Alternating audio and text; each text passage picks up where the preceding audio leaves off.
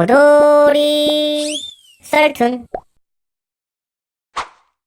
짧고 무서운 이야기. 후배가 겪은 일입니다. 후배에겐 쌍둥이 동생이 있었는데 고등학교 때 교통사고로 죽었습니다. 그렇게 동생을 사고로 떠나보내고 며칠이 흐른 어느 날이었답니다. 후배 어머니께서 주무시는데 꿈속에서 돌아가신 할머니가 나오셨고, 꿈속에서 할머니는 어머니에게 울면서 미안하다는 말과 함께 계속해서 손을 빌고 있었다고 합니다. 미안하데이, 미안하데이, 미안하데이, 미안하데이. 도통 영문을 모르겠는 어머니는 할머니에게 왜 그러시냐고 물었고, 그러자 할머니는 다음과 같이 답했다고 합니다. 원래 네 오빠를 데려가야 하는데 아들을 데려갔다. 정말로 미안하데이. 비록 꿈속이었지만 너무나 황당하고 당혹스러운 이야기에 어머니도 같이 우셨고, 그렇게 생생했던 꿈에서 깬 어머니는 한동안 혼란스러운 마음에 잠도 제대로 자지 못했다고 합니다. 후배도 생각해보니 그때 당시 이상한 일이 있었다고 합니다. 매일같이 회사를 출근하던 삼촌이 그날따라 웬 전화를 받더니 오늘 회사 전기가 나갔으니 출근하지 않아도 된다고 하여 그날만 유일하게 집 밖으로 나가지 않았던 것입니다. 그리고 반대로 집에 잘 붙어있던 동생이 마침 그날 친구 전화를 받고 오랜만에 친구랑 놀고 오겠다며 집 밖을 나선 것입니다. 어쩌면 그날 할머니의 실수로 인한 전화 한 통이 두 사람의 운명을 바꿨던 것은 아닐까요? 소녀는 어릴 때부터 병약했다. 자주 아프고 다치는 바람에 학교보다 병원에 가는 날이 많았다. 몸에 좋은 약재를 많이 먹여보았지만 소용없었다.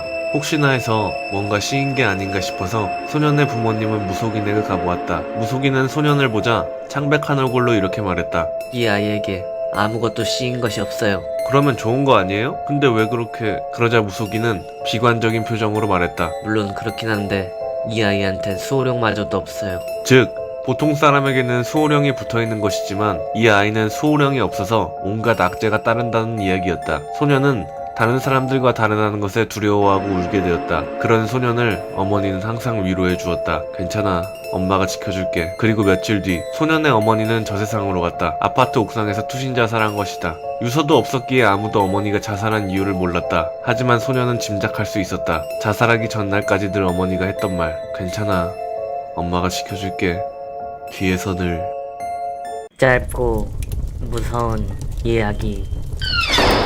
저희 부모님은 주말마다 일을 돕기 위해 삼촌네 농장을 가셨습니다. 저와 제 동생은 항상 주말마다 단둘이 집을 지켜야 했죠. 토요일에서 일요일로 넘어가는 새벽, 부모님이 안 계신 틈을 타 밤 늦게까지 컴퓨터를 하고 있었지만 다음날 낮에 약속이 있었기 때문에 슬슬 그만하고 잘 생각으로 컴퓨터를 끄고 현관문을 확인하였습니다. 시간은 대충 2시를 넘어 2시 반쯤. 현관문이 제대로 잠긴 것을 확인한 후 방에 들어가려던 찰나 제 눈에 현관에 다시 불이 켜지는 게 보였습니다. 보통 사람이 있어야 작동되는 센서형 전등인데 살짝은 오싹한 감이 있었지만 그냥 고장났거니 생각하고 방으로 들어가려 했습니다. 그런데 그 순간 현관문이 금방이라도 열릴 듯 엄청나게 덜컹거렸습니다. 마치 잠긴 문을 열려는 것처럼 말이죠.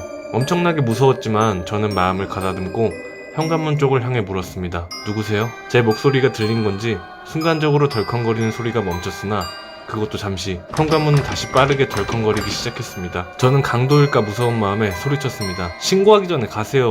그러나 덜컹거리는 소리는 계속되었고 그렇게 20분이 지난 후에야 현관문은 겨우 잠잠해졌습니다.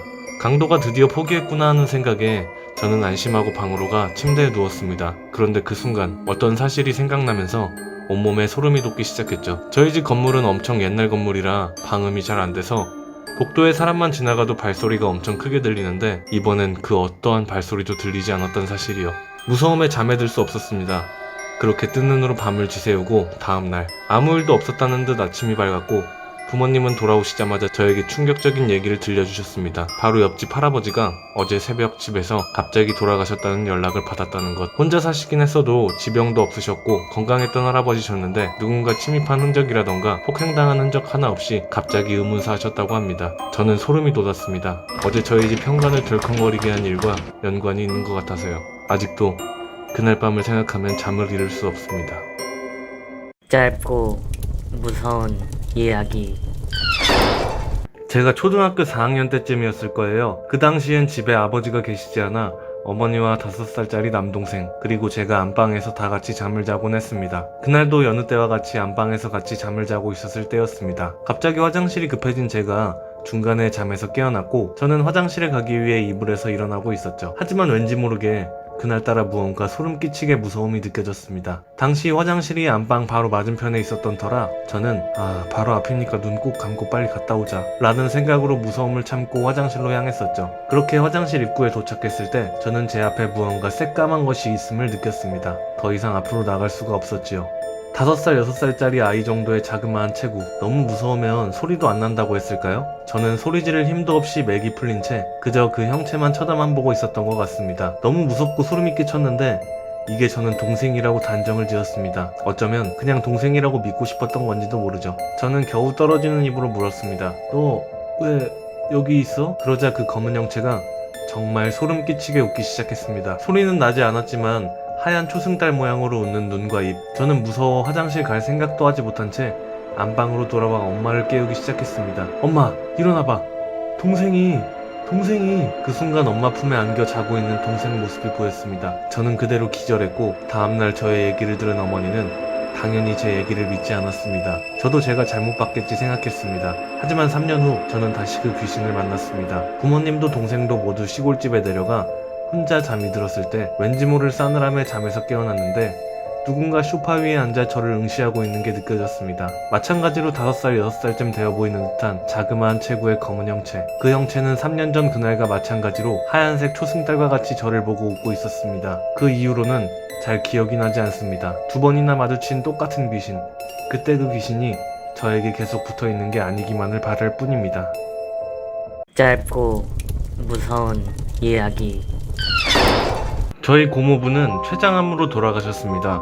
예상보다 훨씬 오래 병상에 누워 계셨고 모든 친척이 병 간호에 동원됐었죠. 4개월 판정을 받으셨는데 근 1년 가까이 더 사셨습니다. 고모부가 돌아가시던 날 어머니가 낮잠을 주무시다 부스스 일어나시더군요. 제가 어머니 옆에 앉아 있었는데 뜬금없이 절 보시더니 야, 네 고모부 돌아가셨나 보다 라고 말씀하셨습니다. 아니 뜬금없이 이게 무슨 소리야 라는 생각이 들 때 느닷없이 전화벨이 울리더군요. 1시간쯤 전에 고모부가 돌아가셨다고. 나중에 어머니께 여쭤보니 고모부가 꿈에 나오셨다네요. 어머니 손을 꼭 쥐시더니 그동안 간병해줘서 고맙다고 난 이제 아프지 않고 평안하다는 말씀을 하시고 웃으며 가셨다고 합니다. 그 후로 저는 꿈이 사후세계라는 말을 믿습니다. 저는 환청을 들은 적이 있습니다. 제가 중3 정도 되었을 여름 어느 날 새벽 2시 새벽에 자다 소변이 마려워 화장실에 갔다가 문을 닫고 나오는 순간 바로 뒤에서 똑똑 하며 물방울 떨어지는 소리가 들렸습니다. 떨어지는 물방울 소리 간격이 점점 가까워지더니 나중에 쏴 하는 소리로 바뀌었습니다. 그리고는 빨래하는 소리와 방망이로 빨래를 두들기는 소리, 낮게 속삭이는 사람들 말소리까지 아주 선명하게 들렸습니다. 정말 실제 존재하는 것처럼 똑똑하게 들리는 소리. 놀란 마음에 바로 뒤돌아 화장실 문을 열었지만 문을 열자마자 소리는 멈추었고 화장실엔 아무도 없었습니다.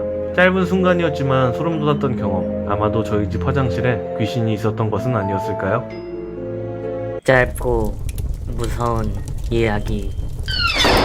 때는 대학교 2학년 겨울. 저는 그날 밤늦게 룸메이트인 친한 복학생 형과 동갑 동기와 함께 치맥을 하고 있었고 복학생 형이 무서운 이야기나 해보자고 해서 하나둘씩 얘기를 꺼내고 있던 참이었습니다. 그러던 중 동기 한 명이 자기가 살던 동네에서 유행하던 귀신 부르는 방법이 있다며 이야기를 시작했습니다. 방법은 매우 간단했습니다. 방에 모든 불을 끄고 유독 춥거나 음산한 쪽에 시선을 두고 나서 매일같이 인사를 하는 것입니다. 지금 생각하면 말도 안 되는 얘기지만 그때 술을 많이 마셔서 그런지 왠지 당장 가능할 것만 같다는 느낌을 받았었죠. 저희는 곧바로 불을 끄고 방문을 향해 말을 걸었습니다. 안녕하세요. 당연히 대답이 있을 리 없었습니다. 미신 같은 이상한 이야기였으니까요. 하지만 이미 삘이 꽂힌 복학생 형은 매일같이 하다보면 귀신이 나온다고 했으니 한번 나올 때까지 해보자 라며 매일 밤마다 자기 전에 방문에 인사를 하는 것을 습관화하기 시작했습니다. 그러던 어느 날 복학생 형이 갑자기 얼굴이 상기된 채 저희에게 말했습니다. 나 귀신 봤어. 문 건너편에서 누군가 나한테 인사했어. 평소 장난이 많은 형이라 우리는 형이 장난치는 것이라고 생각했습니다. 하지만 형은 진지했습니다. 그 다음날부터 형은 매일 새벽마다 방문을 향해 대화를 하기 시작했습니다. 저희하고는 말도 안 하면서 문을 향해 소곤소곤 말하더군요. 매일 새벽마다 하는 혼잣말에 저희는 도저히 잠을 잘 수 없었습니다. 그렇게 일주일이 지나고 그날은 형의 혼잣말이 좀 더 심했던 날이었습니다. 형은 갑자기 일어나며 이렇게 말했습니다. 그래, 이제 지겨워. 우리 같이 떠날까? 이 말을 하고는 문을 열고 어디론가 가버렸습니다. 그렇게 형은 돌아오지 않았고 저희는 며칠 후 실종 신고를 하게 되었습니다. 그리고 다시 며칠 뒤 형은 옥상에서 발견되었습니다. 손목을 칼로 그어 자살한 채로 말이죠. 옥상은 잠겨 있어서 들어갈 수 없는데 형이 어떻게 옥상으로 간 건지 알 수 없었습니다. 그 사건 후 저는 기숙사를 나오게 되었습니다. 도저히 그 방문을 바라볼 수 없었기 때문입니다. 형이 아직도 정말 귀신을 부른 건지 자살인지 전 알 수가 없습니다.